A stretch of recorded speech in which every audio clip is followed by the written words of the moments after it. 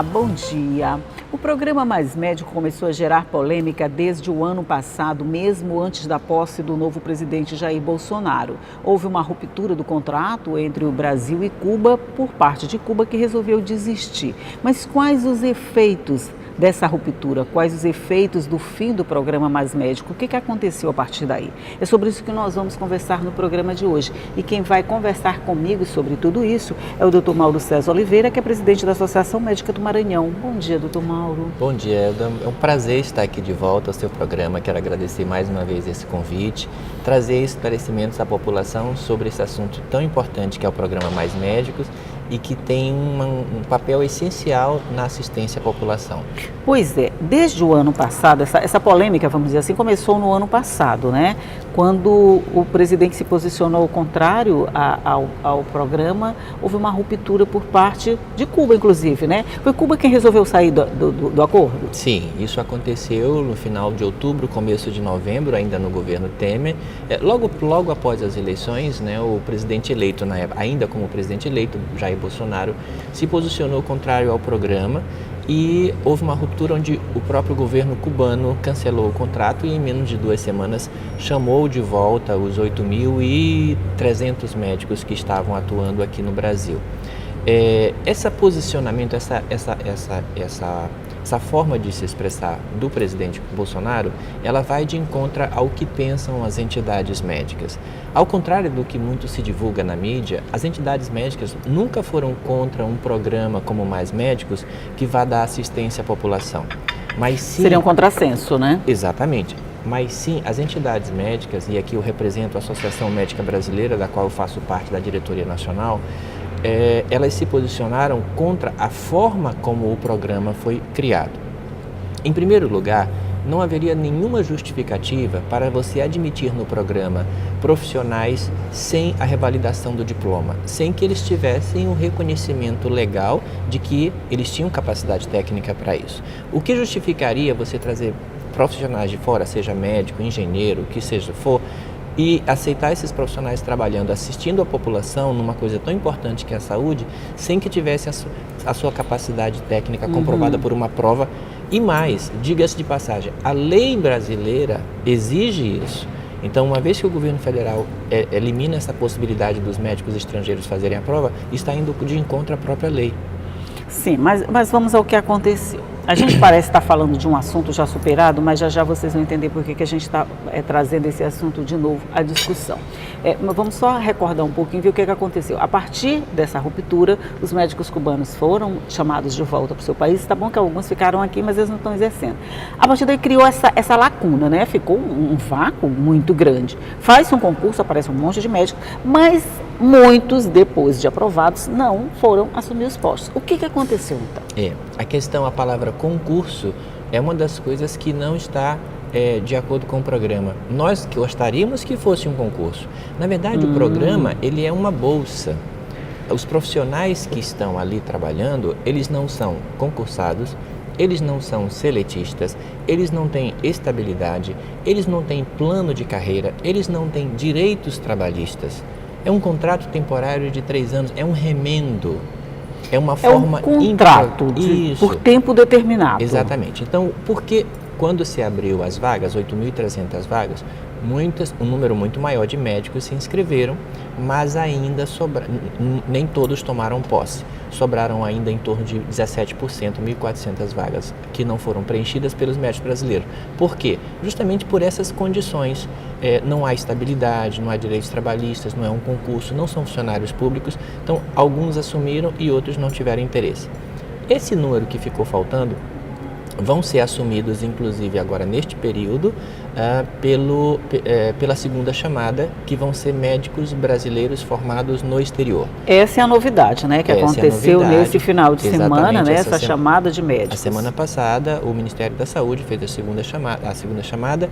Das 1.400 vagas que ficaram ainda ociosas, nós temos 3.700 médicos brasileiros formados no exterior, inscritos para assumirem esses cargos. Isso estava previsto de assumir quinta e sexta-feira da semana passada e já devem estar escolhendo os municípios para serem imediatamente alocados. Quer dizer, então já houve a seleção desses médicos que vão ocupar essas vagas ociosas e eles já devem estar assumindo esta semana, é isso? Isso, exatamente. Todos foram inscritos, mas não tomaram posse porque a preferência, segundo o edital de chamada do governo Temer, quando foi publicado em novembro do ano passado, é que primeiro seriam dadas preferências aos médicos brasileiros formados no Brasil e, em segundo lugar, aos médicos brasileiros formados no exterior. E acho que a grande novidade também agora atual, que foi divulgada semana passada junto com essa chamada, é a reformulação do modelo do programa, que este sim vem atender a população de uma forma eficiente. Deixa eu fazer só o papel aqui do advogado contra. O que é que tem neste contrato, nesta possibilidade de trabalho que desagrada a classe? Você já falou alguns desses pontos aí. Mas, de alguma forma, ele não pode ser adaptado, ele não pode ser melhorado para, a partir daí, atrair a atenção dos médicos para, quer dizer, se tornar uma coisa mais vantajosa para todos os lados? Perfeitamente. Pode, e é o que vai ser feito agora, que foi a grande reivindicação das entidades médicas. Várias vezes apresentamos isso ao governo anterior, ao governo Dilma Rousseff, ao Ministério da Saúde, foi apresentado, a Associação Médica Brasileira, o Conselho Federal de Medicina apresentou essa proposta e agora o governo federal vai colocar. Como é que seria essa proposta? E eu sei que aqui você é a entrevistadora, mas aí eu lhe faço uma pergunta. Pode fazer, se eu responder. Você já ouviu falar em alguma cidade que tenha abrido concurso para juiz e não tenha tido juiz interessado em ir para lá porque é uma cidade muito distante? Isso difícil, não né? se tem conhecimento. Por que, então, que não existe essa realidade no judiciário? Porque existe um modelo no judiciário que se chama carreira de Estado. Quando se abre um concurso para juiz, seja para onde for, existem muitos interessados, porque ele tem um plano de carreira, ele tem um salário digno, condições de trabalho, ele tem condições de ascensão, ele vai para o município mais distante ganhando um salário digno, depois ele sabe que ele pode ascender. Isso. Essa é a grande proposta. Ele sabe que ali é a porta de entrada. Exatamente. Essa é a grande proposta que as entidades sempre colocaram para o governo, que nunca foi adotado, e agora o ministro Mandetta, ministro da Saúde, está em um grupo de estudo para implantar, se chama Carreira de Estado de Médico para atender o SUS, para atender os municípios, para atender a população carente. Abrir concursos públicos do jeito que tem para juiz, para médicos. Eu tenho certeza que não vai faltar assistência, porque o médico vai ter um salário digno, ele vai ter condições de trabalho, ele vai ter possibilidade de ascensão. Essa é a reformulação do modelo que nós sempre propomos. Diferente do remendo, que eram os mais médicos, que ia contra a lei brasileira, porque aceitava profissionais sem revalidação do diploma, não era um concurso, não era seletista, não tinha direitos trabalhistas, não eram, digamos assim, nenhuma instabilidade, né? Entendi. Mas nós vamos dar uma pausa aqui, nós vamos tomar café e voltamos já para continuar falando sobre esse assunto. É só um minuto.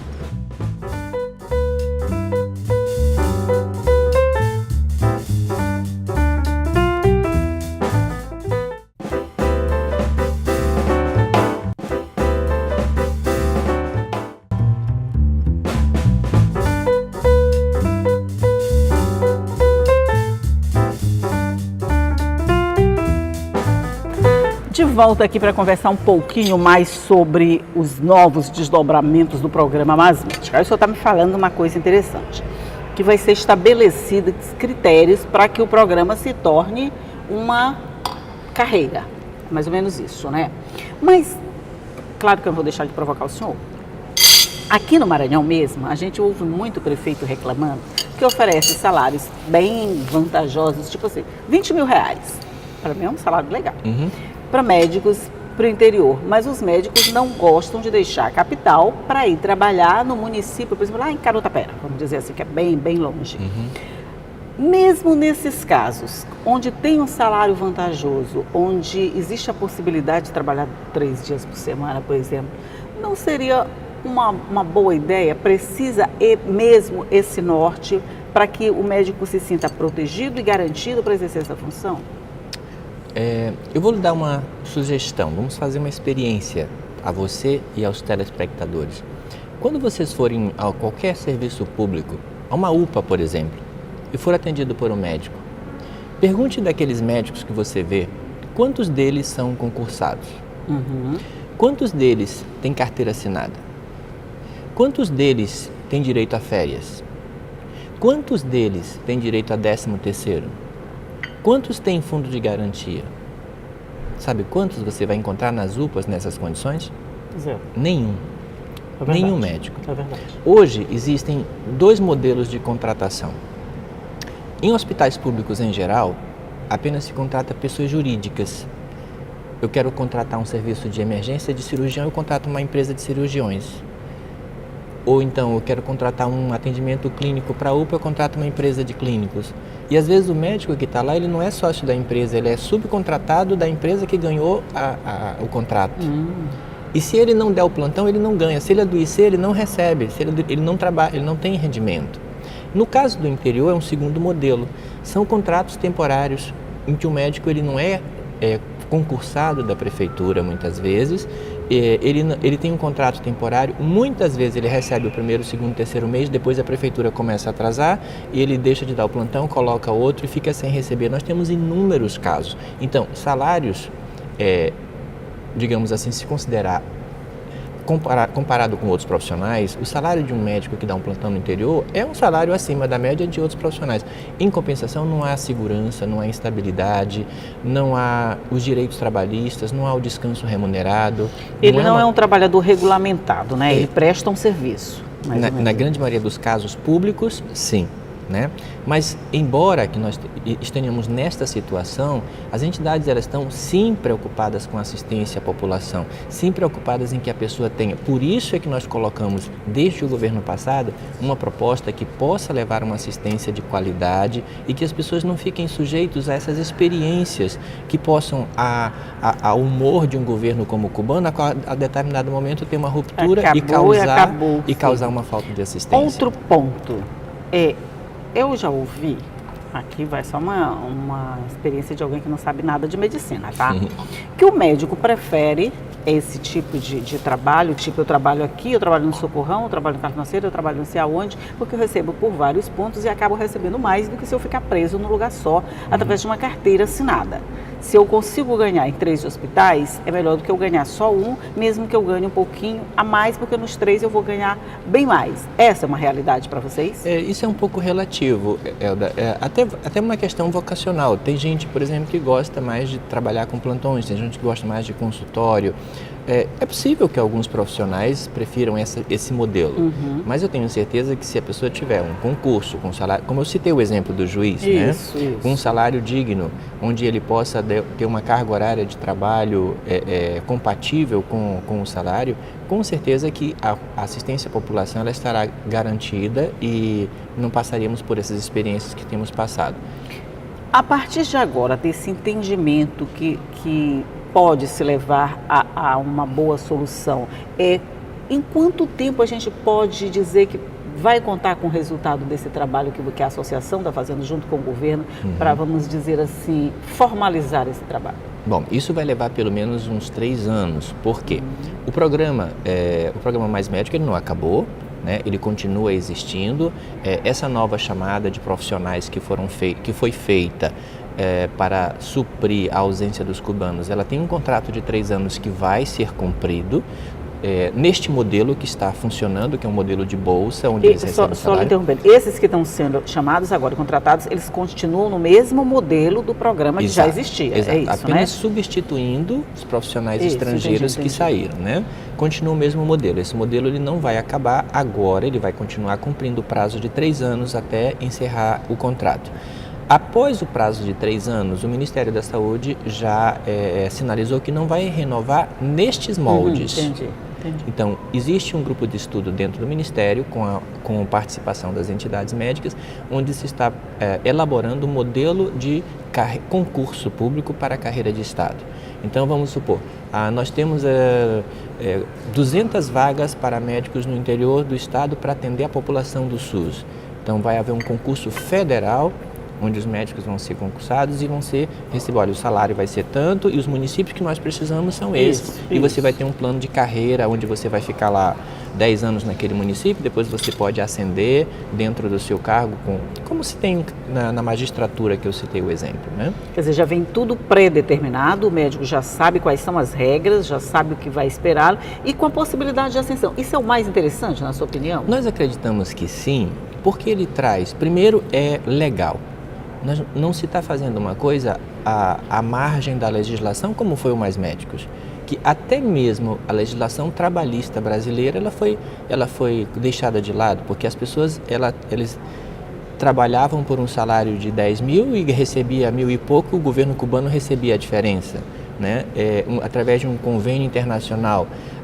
As leis de imigração no Brasil também foram passada por cima, porque aquelas pessoas elas estavam aqui, mas regidas sobre as leis cubanas. É verdade. Elas não poderiam pedir asilo político, elas não poderiam trazer a família, não poderiam nada. Então, quer dizer, onde é que está a nossa autonomia de governo? Se submeter às leis de um outro país, né?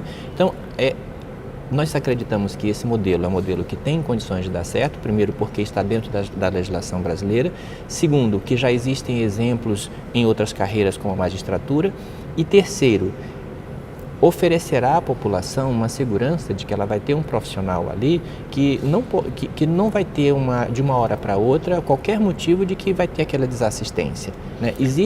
O foco é sempre principal, a assistência à população.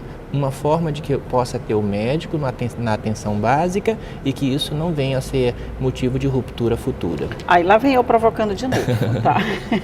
Mas nós vamos dar uma pausa aqui, nós vamos tomar café e voltamos já para continuar falando sobre esse assunto. É só um minuto.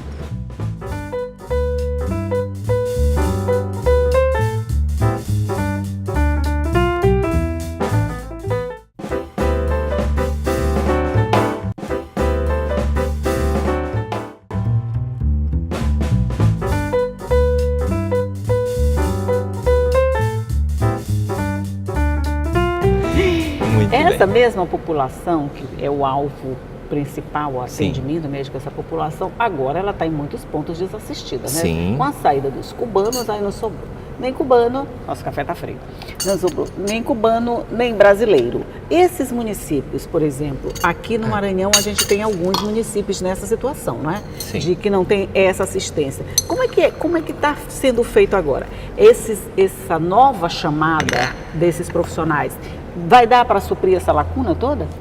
Sim, infelizmente, só lembrando, é sempre bom registrar isso, que essa ruptura ocorreu por uma iniciativa do governo de Cuba. Sim, né? sim. O governo brasileiro, que sem querer defender governo nenhum, Michel Temer, Dilma Rousseff ou Jair Bolsonaro, o governo brasileiro sempre cumpriu aquilo que estava determinado.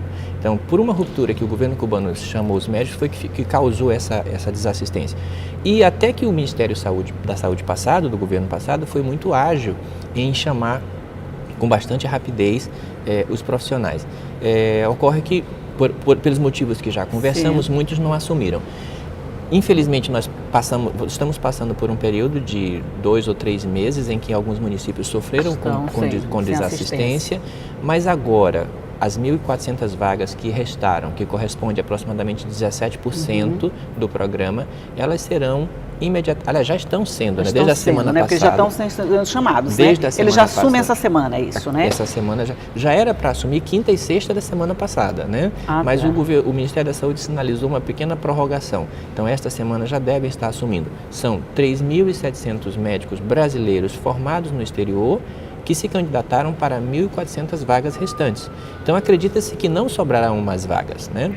Agora, só uma última pergunta, doutor. Pois não. Se esse plano que está sendo costurado nesse novo molde, ele vai levar um tempo para ser implantado, durante esse tempo todo em que ele não entrar, né, que ele não foi implantado, esse programa, mesmo com todas as deficiências que já se apontou, ele vai continuar existindo? Quer dizer, serão mais 3 anos, mais 3 anos? Sim, ele vai continuar existindo porque o contrato de trabalho é de 3 anos e não há por que interromper, né? Esse contrato vai continuar. Agora, o grupo de estudo que está elaborando a carreira de Estado, ainda não definiu todas as regras. É possível que antes que termine os 3 anos do contrato deste último grupo do Mais Médicos, já se faça uma primeira etapa de concurso público para ir atendendo já algumas regiões, né? Isso é uma coisa que está ainda com as regras sendo postas à mesa.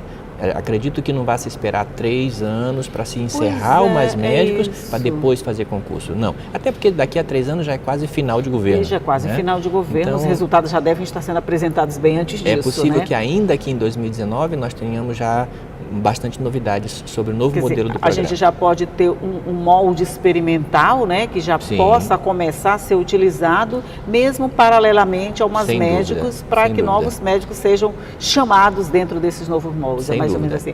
Daqui a um tempo a gente não teria mais esses arranjos, vamos dizer assim. Nós estamos falando na atenção básica, né?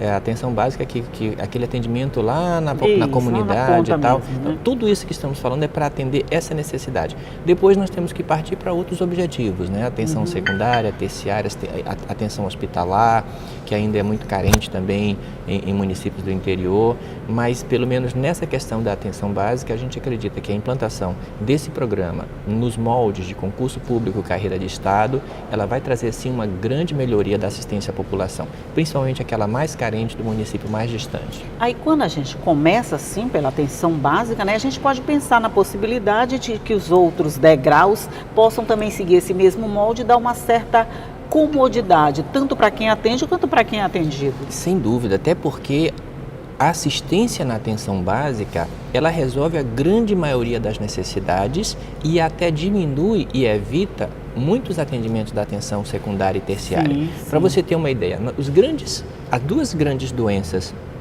que ocasionam a maioria das complicações é hipertensão e diabetes. Então, se você controlar os pacientes lá na atenção básica, os pacientes hipertensos e diabéticos, você não vai ter o acidente vascular cerebral, você não vai ter... Que já seria uma alta complexidade, o infarto agudo do miocárdio. Isso, verdade. Você não vai ter insuficiência renal do diabético, que vai ter que fazer hemodiálise. Então, existem muitas complicações de pacientes hipertensos e diabéticos não controlados, que acabam indo para hemodiálise, para o AVC, para UTI. Quer dizer, se você cuidar da base, exatamente, você pode diminuir, não vou dizer diminuir os cuidados, mas vai diminuir custos e investimentos aqui com o resto da pirâmide, sim, né? Além da, desculpa, então. Pode além da grande vantagem de você trazer uma qualidade de vida melhor para a população. Isso, verdade, uma sobrevida com mais saúde, o diabético vivendo saudável. Assim, a diabetes não é uma doença que você fica bom, mas é uma doença que você fica bem. Legal. Não fica bom, mas fica bem, né? Você pode conviver com aquela doença, assim como a hipertensão também, sem você ter depois complicações. Na minha área, por exemplo, que sou oftalmologista, infelizmente nós ainda vemos muitos pacientes cegos por retinopatia diabética. Retinopatia diabética, né? A retinopatia diabética leva à cegueira. Por quê? Porque a diabetes dele não foi satisfatoriamente controlada. Quer dizer, o problema dele não era o olho, era a diabetes. Era lá diabetes, embaixo, exatamente. Né? Se ele tivesse sido tratado lá no comecinho. Se ele tem uma boa assistência na atenção básica, o acompanhamento com o médico que lhe atende lá na sua comunidade, controlando a sua glicemia, ele não ia desenvolver a retinopatia diabética. Né? É verdade. Então, essa é a grande importância. Olha, então nós temos muito ainda que conversar, acompanhando como é que vai ser esse processo, até para as pessoas ficarem sabendo que, saiu Mais Médicos e a gente não vai ter mais assistência. Não vai ser bem assim, todo mundo vai ter uma assistência de qualidade. Pelo então, contrário, só acertando as coisas. O que temos a dizer, o programa continua, mas continua de forma reformulada e de uma forma que vai ser muito mais eficiente para a população, melhor para a segurança para o médico que está trabalhando e em respeito às leis do país. Com certeza. Doutor Mauro César Oliveira, muito obrigado. Volte aqui, vamos continuar falando sobre isso, vamos informando a população sobre o que está acontecendo, para a gente não ter essa sensação de que está desassistido. Não é bem assim. Pode estar agora, mas a coisa vai melhorar, se Deus quiser. Vai melhorar, sim. Mas muito obrigado e bom dia para o senhor. Eu que agradeço mais uma vez. Bom dia a você, bom dia aos seus telespectadores. Parabéns pelo programa, sempre muito bem organizado, uma boa receptividade. Estamos à disposição. Quando o assunto é bom. Quando o assunto é bom, a gente vai. Muito Obrigado. obrigada. Bom dia para você também, que pode nos acompanhar pelo nosso site, esse nomezinho que você está vendo aqui embaixo. Pode rever as entrevistas que você quer ver, pode ver as que você ainda não viu. Nos acompanhar nas nossas redes sociais, está tudo lá bem bonitinho, tudo prontinho para você. Mas de manhã, 8h30 da manhã, você já sabe, eu estou aqui te esperando, tá? Tchau.